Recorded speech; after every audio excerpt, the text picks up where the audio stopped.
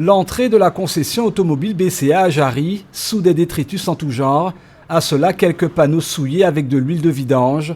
Voilà comment la section UEC de l'UGTG a traduit son ras-le-bol face à un bras de fer judiciaire qui n'a que trop duré, conséquence d'une vague de licenciements perpétrés à l'égard de certains salariés de l'entreprise automobile, pour certains depuis 2014. D'abord pour yon licencié près de 4 camarades, on l'a accusé de vol.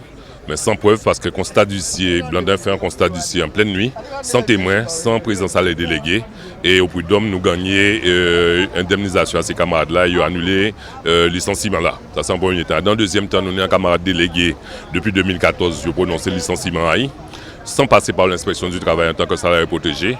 À la cour d'appel de Bastère, on a gagné. En tribunal administratif, ils ont démonté les accusations de vol qui ont été commandées. Et depuis ça, le groupe Blandin a fait en série de recours et d'appels devant les tribunaux. Cloîtré à l'intérieur, mais sous haute protection, force de l'ordre en nombre, le personnel constate l'ampleur de la manifestation impuissant. Pour Luc Taurus, directeur des ressources humaines du groupe automobile Blandin, pas de quoi se laisser intimider par une telle action de l'UGTG. Nous parler d'une accusation que je ne connais pas. En l'occurrence, lorsqu'il s'agit de licencier abusivement des salariés, il y a un conseil des prud'hommes qui statue en l'espèce. Et là, en l'occurrence, si vous faites référence au dossier de M. Choureau, ce monsieur a été considéré comme licencié pour cause réelle et sérieuse, en jugement bien rendu. Partant de là, il lui reste les voies de recours et qu'il les utilise. Et ensuite, nous verrons. Ce licenciement a eu lieu en mai 2014, ça fait presque 2 ans.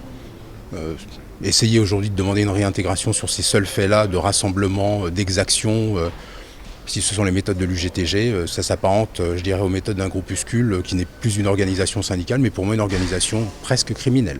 Un seul mot d'ordre pour le syndicat, maintenir la pression. La manifestation du jour, précise-t-il, est pour l'heure une forte action de sensibilisation. Il prône l'ouverture du dialogue et de nouvelles dispositions pour trouver un terrain d'entente. En cas contraire, le secrétaire général évoque l'acharnement qui se traduiront par des manifestations à venir, cela tant que leurs collègues en effet ne seront pas réintégrés.